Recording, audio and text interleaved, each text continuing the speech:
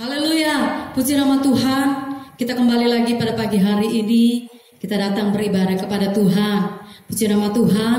Apa kabar buat jemaat Tuhan? Semoga kita di pagi hari ini kita berada dalam keadaan sehat, kuat, dan diberkati oleh Tuhan. Mari pagi hari ini kita mempersiapkan pujian kita kepada Tuhan. Kita mau berkata, Allah Roh Kudus, penuhi kami. Haleluya. Terima kasih Tuhan. Haleluya. Haleluya. Terima kasih Yesus. Haleluya. Haleluya Yesus. Haleluya. Haleluya. Yesus Tuhan. Terima kasih. Allah Roh penuhi kami.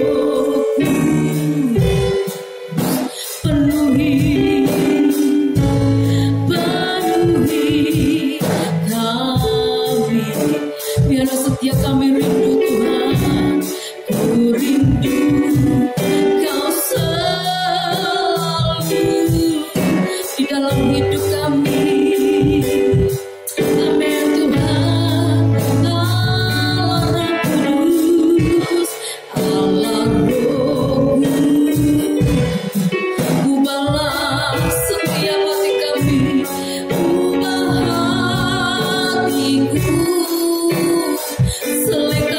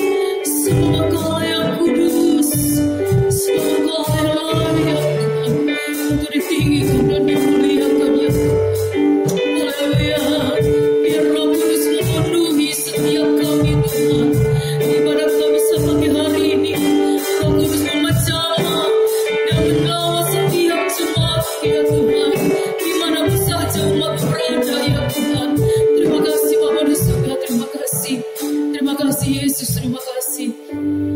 Terpujilah nama Tuhan, terpujilah nama-Mu ya Tuhan. Terima kasih Tuhan, pagi hari ini kami boleh datang kembali Tuhan, untuk menaikkan setiap pujian kami kepada Tuhan. Biarlah setiap pujian kami, Engkau bertahta di atas setiap pujian kami Tuhan. Layakkan setiap pujian kami saat pagi hari ini Tuhan, menjadi pujian yang berbau harum di hadapan-Mu. Engkau memberkati setiap jemaat-Mu Tuhan, dimanapun saja mereka berada. Tuhan memberikan kekuatan, kemampuan, Roh Kudus-Mu menyertai mereka Tuhan di ibadah saat pagi hari ini ya Tuhan. Terima kasih Bapa di surga, terima kasih apabila ada kuasa yang ingin mengganggu di dalam kami beribadah kepada Tuhan. Kami bersatu hati pagi hari ini, kami patahkan, hancurkan di dalam nama Yesus, dalam nama Yesus. Roh Kudus mengambil alih ya Tuhan ibadah kami saat pagi hari ini. Terima kasih Bapa di surga, terima kasih. Kami siap memuji dan menyembah Tuhan. Terima kasih, ini menjadi doa kami dalam nama Tuhan Yesus. Kami berdoa dan mengucap syukur Tuhan. Haleluya. Amin. Puji nama Tuhan. Haleluya. Puji nama Tuhan. Hari-hari ini adalah di mana Roh Kudus tercurah bagi setiap jemaat Tuhan, umat Tuhan yang rindu menanti janjinya Bapa. Biarlah Roh Kudus tercurah dimanapun saja kita berada. Tidak hanya di rumah Tuhan, tetapi di rumah kita masing-masing saat pagi hari. Kita mau angkat pujian yang berkata Roh Kudus tercurah di tempat ini.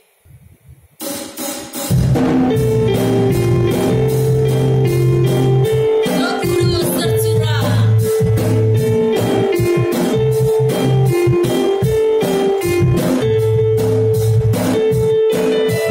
Roh Kudus tercurah di tempat ini.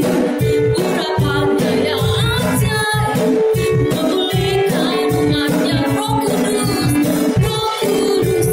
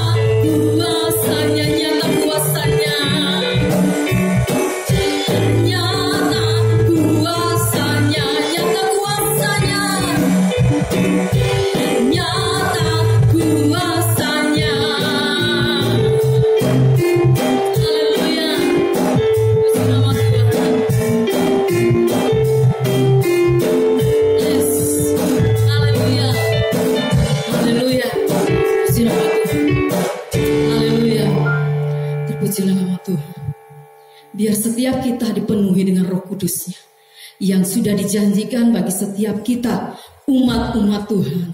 Biar kita memiliki hati yang rindu dipenuhi oleh Roh Kudus-Nya.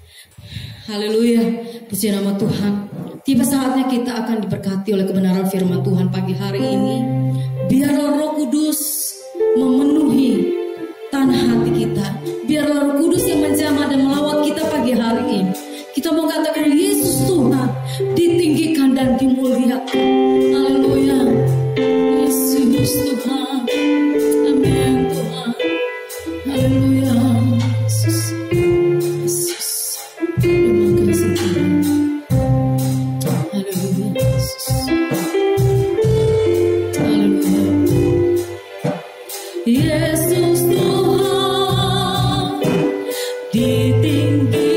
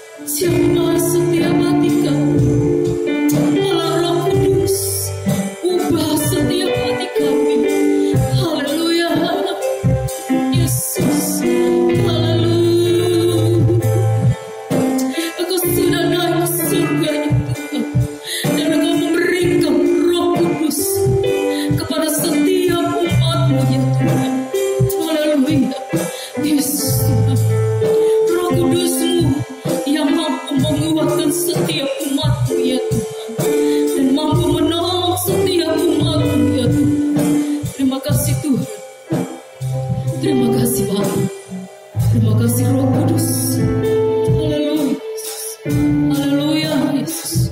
Terima kasih. Terima kasih Tuhan. Terima kasih. Terima kasih. Sungguh Kau ajaib. Sungguh Kau luar biasa Tuhan. Pagi hari ini Tuhan. Pagi hari ini sudah menjamah dan melawat setiap kami. Terima kasih Tuhan. Terima kasih. Kami sudah menaikkan pujian penyembahan kami. Dan tiba saatnya kami akan mendengarkan kebenaran firman-Mu ya Tuhan. Mari Tuhan, Kau persiapkan hati kami menerima kebenaran firman-Mu. Biarkan setiap kami memiliki bencana yang baik Tuhan, yang Tuhan persiapkan untuk kami menerima berkat Tuhan pagi hari ini ya Tuhan. Terima kasih Bapa di surga, terima kasih. Kami berdoa Tuhan, buat hamba-Mu yang Kau percayakan menyampaikan kebenaran firman Tuhan. Berbicaralah Engkau melalui hamba-Mu ya Tuhan. Biar otoritas Allah menguasai hamba-Mu. Kekuatan kemampuan Allah berikan saat pagi hari ini. Sehingga setiap kami yang mendengar diberkati dan mendapatkan kekuatan yang baru daripada Tuhan. Untuk kami tetap kuat, setia, terus dalam hadirat Tuhan. Terima kasih. Setiap belenggu-belenggu yang ingin Tuhan melemahkan kami dalam mendengarkan kebenaran firman Tuhan, kami patahkan, hancurkan di dalam nama Yesus. Biar firman mengambil alih saat pagi hari ini Tuhan. Terima kasih. Ini menjadi doa kami Tuhan pagi hari ini. Dalam nama Tuhan Yesus kami mengucap syukur. Haleluya. Amin. Puji nama Tuhan.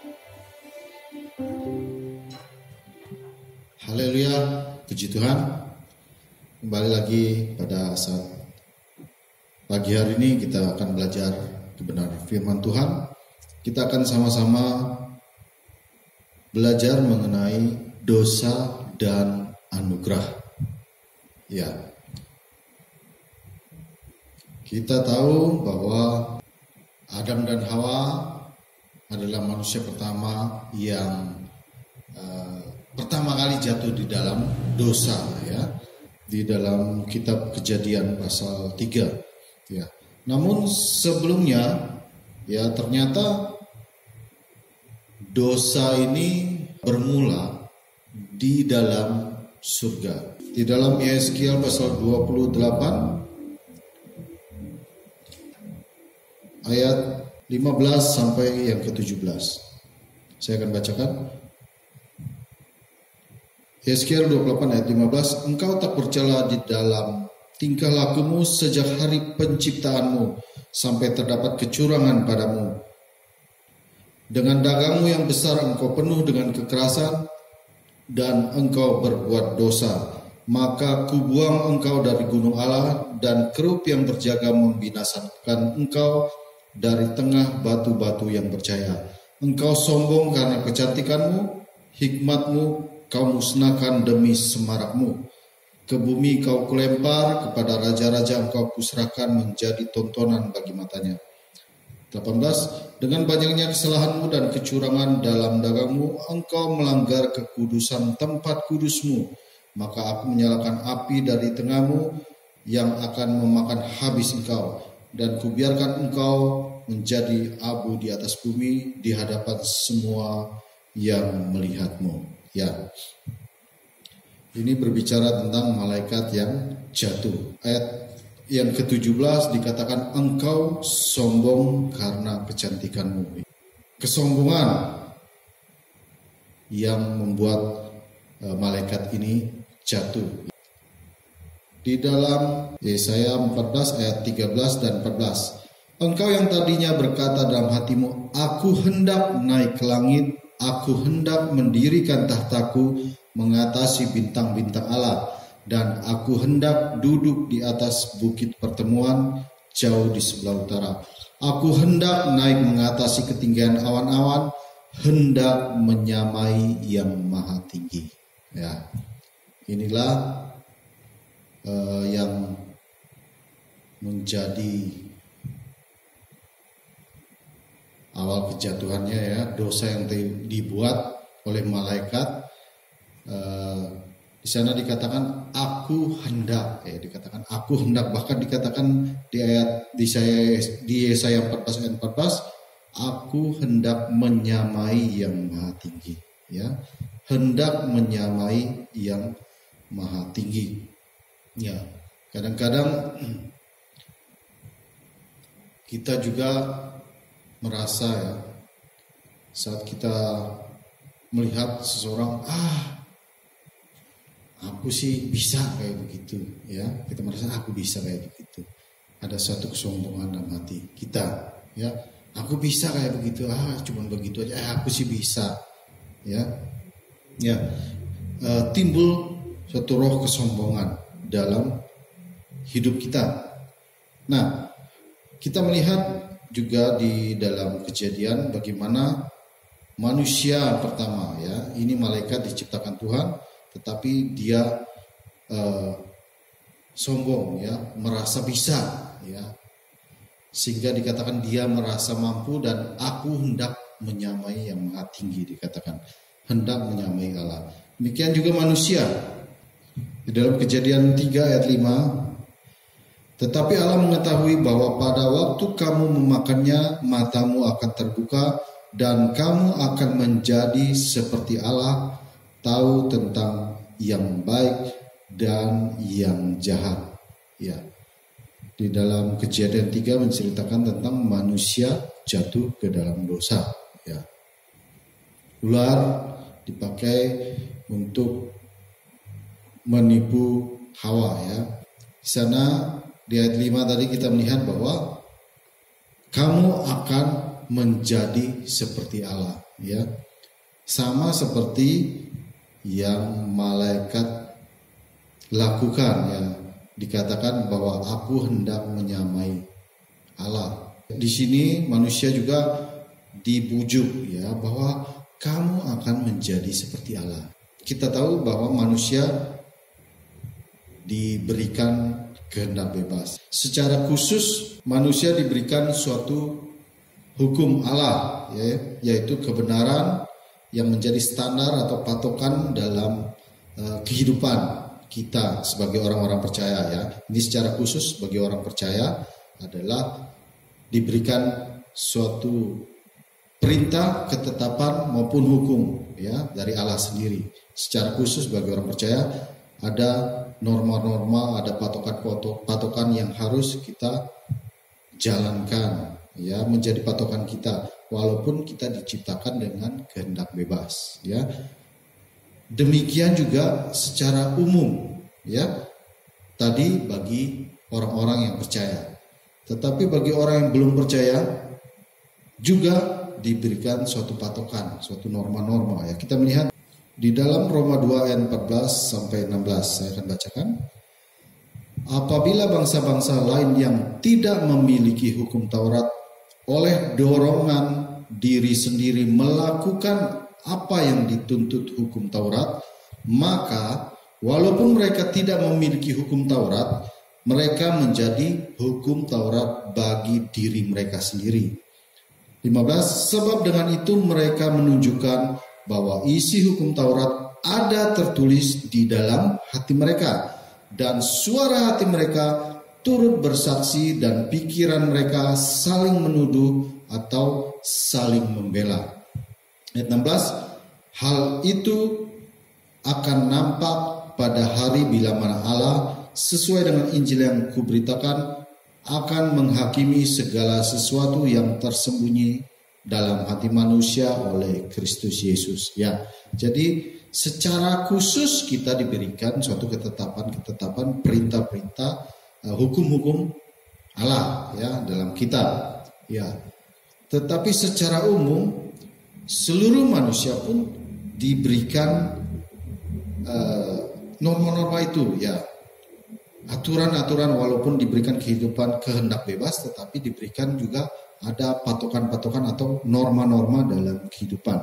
Ya, seperti tadi kita sudah baca di dalam Roma 2 ayat 14 sampai 16. Di sana berbicara tentang pelanggaran akan norma-norma yang Allah sudah tulis dalam hati. Jadi walaupun manusia itu belum mengenal Allah, tetapi di dalam hati mereka saat mereka melakukan sesuatu yang salah, mereka ada merasa dalam hati mereka, ya merasa tertuduh, merasa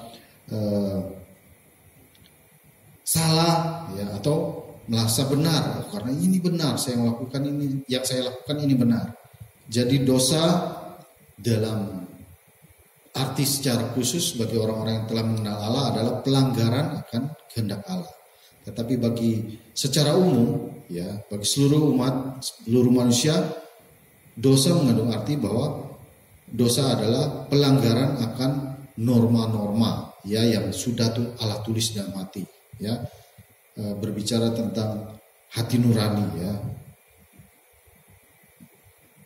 Kita melihat di dalam 2 Korintus 11 ayat 3, firman Allah berkata, "Tetapi aku takut kalau pikiran kamu disesatkan dari kesetiaan kamu yang sejati kepada Kristus, sama seperti Hawa diperdayakan oleh ular itu dengan kelicikannya." Ya, jadi sebagai orang yang percaya jangan sampai kita disesatkan, ya. Jangan sampai kita disesatkan oleh iblis, ya, malaikat yang telah jatuh tadi, sehingga kita berbuat suatu dosa, ya. Nah, kemudian di dalam Kejadian pasal 3 mengenai manusia yang jatuh dalam dosa, ya, ada beberapa pendapat ahli bahwa pasal ini atau kejadian 3 ini dianggap sebagai suatu kisah legenda, ya, atau kisah dongeng, ya. Itu kisah tidak benar, ya, karena tidak bisa dibuktikan secara historis, ya. Kebenarannya tidak bisa dibuktikan, tidak ada bukti-bukti sejarahnya seperti itu. Tapi kita tahu bahwa firman Allah ini adalah benar, iya dan amin, ya. Sehingga kita bisa melihat beberapa ayat malahan menjelaskan atau memperkuat Kejadian pasal 3 ini mengenai kejatuhan manusia, ya. Ada terdapat di dalam Yesaya 43, terdapat juga di dalam Roma pasal 5, dan kita akan membuka di dalam 1 Timotius 2 ayat 14. "Lagi pula bukan Adam yang tergoda, melainkan perempuan itulah yang tergoda dan jatuh ke dalam dosa." Ya, ini adalah salah satu ayat yang membuktikan bahwa memang Kejadian pasal 3 itu benar-benar terjadi. Selanjutnya kita melihat tentang dosa itu sendiri, ya. Tadi kita melihat bagaimana awalnya dosa itu, ya, terjadi. Kemudian kita melihat bagaimana dosa itu sendiri, ya. Dosa itu biasanya berkedok, ya, berkedok karena manusia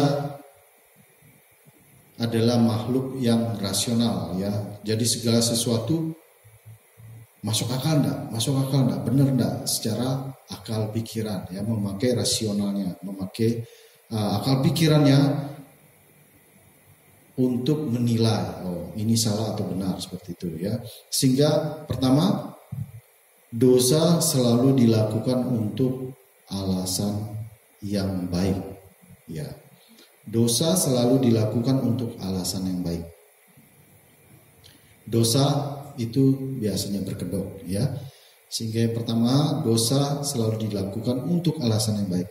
Ya, kita bisa merenungkan apa kira-kira sesuatu yang kita lakukan itu berdosa, tetapi alasan kita itu untuk suatu yang baik, ya. Kita melakukan dosa untuk hal yang baik, untuk alasan yang baik, tetapi intinya adalah kita melakukan dosa, ya. Sehingga dosa itu biasanya berkedok, ya. Dosa tapi itu untuk yang baik, itu sesuatu yang baik, ya. Kemudian yang kedua, dosa itu berkedok membuat kita itu susah untuk mengenali dosa kita sendiri, ya. Kita sulit untuk mengenali dosa kita sendiri. Kita melihat di dalam Matius 7 ayat 3, "Mengapakah engkau melihat selumbar di mata saudaramu, sedangkan balok di matamu tidak engkau ketahui?"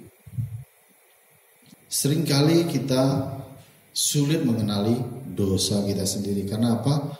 kita terlalu melihat orang, dosa orang. Padahal dosa orang yang selumbar di mata itu kecil sekali ya. Di mata kita ini ada balok dikatakan. Ya perumpamannya seperti itu ya.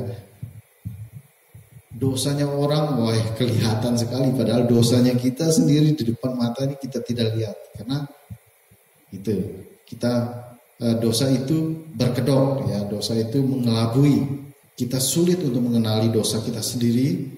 Iblis samarkan dengan dosa orang lain ya. Seperti ini maksudnya. Kita berdosa tetapi iblis yang sana lebih kok, kamu enggak ada apa-apa, orang itu lebih berdosa daripada kamu. Kita tahu ada dosa yang kita lakukan, tetapi iblis mengelabui itu dengan memperlihatkan orang sana lebih berdosa loh. Jadi enggak apa-apalah. Kemudian dosa itu cenderung ditutup-tutupi. Tidak ada yang mau mengumbar dosanya. Itu adalah kedok dari dosa. Dosa ini membuat kita terbalik, ya, terbalik. Kenapa saya katakan terbalik? Karena seharusnya manusia itu bersahabat dengan Allah, ya. Tetapi jadi terbalik, manusia bermusuhan dengan Allah, ya kan?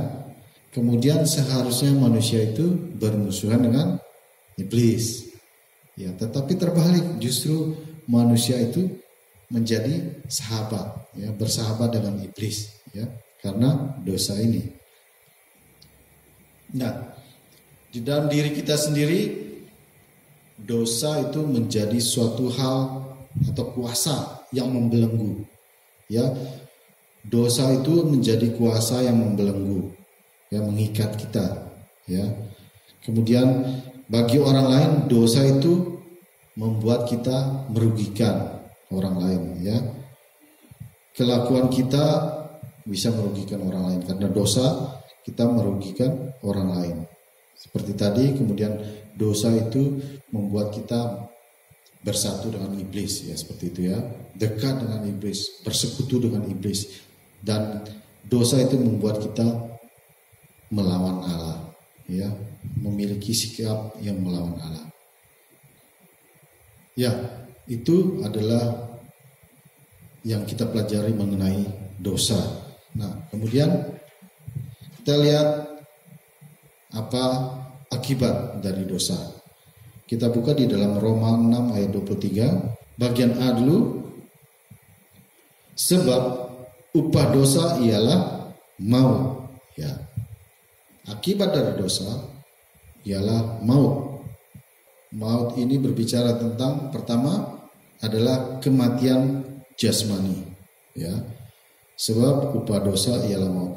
Berbicara tentang kematian secara jasmani. Ya, di dalam Kejadian 3 ayat 19, kembali lagi.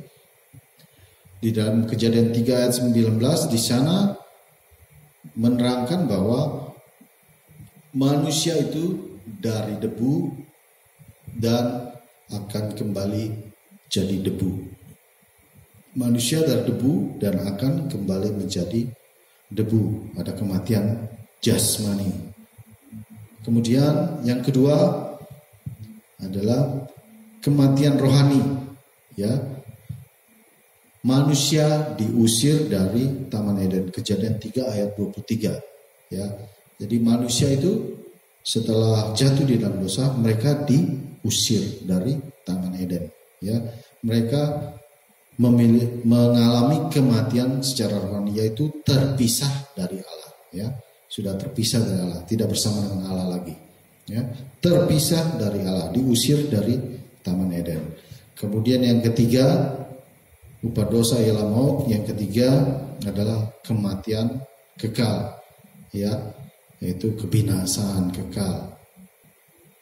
Kemudian kita baca selanjutnya di Roma 6 ayat 23 bagian B. Tetapi karunia Allah ialah hidup yang kekal dalam Kristus Yesus Tuhan kita. Puji Tuhan. Tetapi karunia Allah ialah hidup yang kekal dalam Kristus Yesus Tuhan kita. Tadi kita melihat akibat dosa adalah kematian jasmani, kematian rohani, bahkan kematian kekal. ya, kebinasaan kekal. Tetapi puji Tuhan, kita mendapatkan suatu karunia dari Allah. Kita diberikan karunia, diberikan anugerah, ya. Anugerah merupakan suatu yang tidak layak sebenarnya kita terima, tetapi itu diberikan, ya, pada kita yang mau menerima, ya. Ingat tadi bahwa manusia diberikan kehendak. Anugerah pun, ya, ada yang diberikan untuk seluruh manusia, ya. Tuhan memberikan anugerahnya bagi kita, ada yang diberikan untuk seluruh manusia, ya. Di dalam Matius 5 ayat 45, karena dengan demikian kamu menjadi anak-anak Bapamu yang di surga, yang menerbitkan matahari bagi orang jahat, orang yang jahat dan orang yang baik, dan menurunkan hujan bagi orang yang benar dan orang yang tidak benar. Jadi secara keseluruhan anugerah Allah itu dicurahkan bagi setiap manusia yang ada, ya, sehingga manusia boleh hidup, ya, boleh bernafas, boleh diberkati oleh Tuhan, ya, karena dikatakan matahari bagi seluruh orang, hujan juga bagi seluruh orang. Matahari bicara tentang sumber kehidupan, ya. Kemudian maksudnya di dalam bumi ini, ya, di bumi ini matahari sebagai sumber kehidupan bagi bumi ini. Kemudian air juga, ya, memberkati, ya, menumbuhkan, ya, menghasilkan buah-buah, menghasilkan dari tanaman-tanaman dan sebagainya, ya, sehingga manusia itu boleh mendapatkan anugerah kehidupan dalam dunia ini, ya, mendapat anugerah yang secara umum, ya. Namun juga ada anugerah yang secara khusus, ya, di dalam Roma tadi, ya, bagi orang-orang yang menerima. Dikatakan kita akan memperoleh anugerah khusus, yaitu menyelamatkan, ya, manusia dari kebinasaan kekal karena dosa, akibat dosa, untuk mendapatkan suatu kehidupan yang kekal. Roma 6 ayat 23b, tetapi karunia Allah ialah hidup yang kekal dalam Kristus Yesus Tuhan kita, ya. Di dalam Kristus Yesus, hidup yang kekal di dalam Kristus Yesus. Anugerah secara khusus diberikan melalui Kristus Yesus Tuhan kita. Allah menyediakan kepada manusia, ya, jalan untuk kembali bersekutu dengan Allah, ya. Tadi di Taman Eden manusia diusir, ya, tetapi Allah menyediakan suatu jalan untuk manusia bisa bersekutu kembali kepada Allah, dengan Allah, ya. Bahkan lebih dari itu, manusia diberikan jalan untuk bisa kembali hidup bersama-sama dengan Allah, seperti Adam dan Hawa di Taman Eden, mereka hidup bersama-sama dengan Allah, ya. Demikian juga Allah menyediakan bagi manusia untuk kembali bisa hidup bersama-sama dengan Allah, ya. Tinggal bagaimana respon kita sebagai manusia, ya. Apakah kita mau atau tidak, ya. Saat kita di dalam bahtera mengalami suatu badai, suatu gelombang yang bisa menghancurkan kapal, bisa menenggelamkan kita. Saat kapal tenggelam, kita sudah mau binasa, diberikan suatu pelampung, kita mau ambil untuk selamat atau tidak, ya. Itu adalah pilihan kita. Jadi Tuhan memberikan dua pilihan bagi kita yang memiliki kehendak bebas, dari Tuhan. Ya, pilihan pertama, dosa yang membawa kita kepada kebinasaan kekal, atau milih anugerah yang membawa kita kepada kehidupan kekal. Puji Tuhan, demikian firman Tuhan pada saat pagi hari hingga siang hari ini. Tuhan Yesus memberkati kita semua, dan biarlah kita merenungkan sehingga kita mendapat suatu ajaran pendalaman dari Roh Kudus dalam kehidupan kita, sehingga kita boleh lebih mengerti apa yang Tuhan mau dalam kehidupan kita. Bagaimana kehidupan kita sebagai anak-anak Tuhan, sebagai orang percaya, bahkan bagaimana kehidupan kita secara umum, ya. Apa yang harus kita pilih, ya, dalam kehidupan kita. Tuhan Yesus memberkati kita semua. Kita akan berdoa. Terima kasih Bapa kami dalam surga, kami ucap syukur buat firman Tuhan yang telah Kau beritakan oleh hamba-Mu. Biarlah kiranya firman-Mu ini boleh kami mengerti dan kami lakukan dalam kehidupan kami sehari-hari. Jadi orang-orang yang mengenal, mengerti bagaimana dengan dosa, bagaimana dengan anugerah Allah dalam kehidupan kami.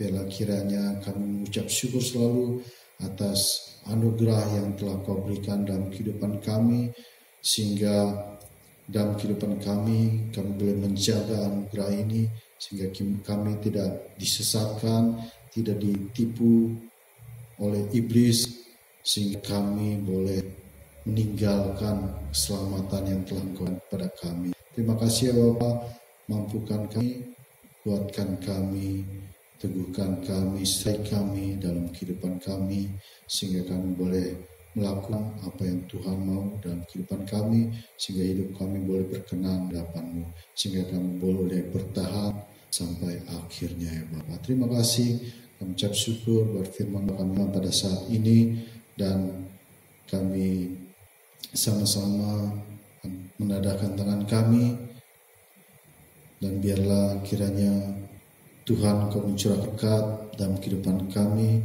damai sejahtera Bapa, kasih sayang Tuhan Yesus Kristus, persekutuan, penghiburan di dalam Roh Kudus menyertai kita semua mulai pada siang hari ini sampai Maranatha Tuhan Yesus datang kali yang kedua. Terimalah berkat di dalam nama Tuhan Yesus Kristus. Haleluya. Amin. Puji Tuhan, selamat hari Minggu. Tuhan Yesus memberkati.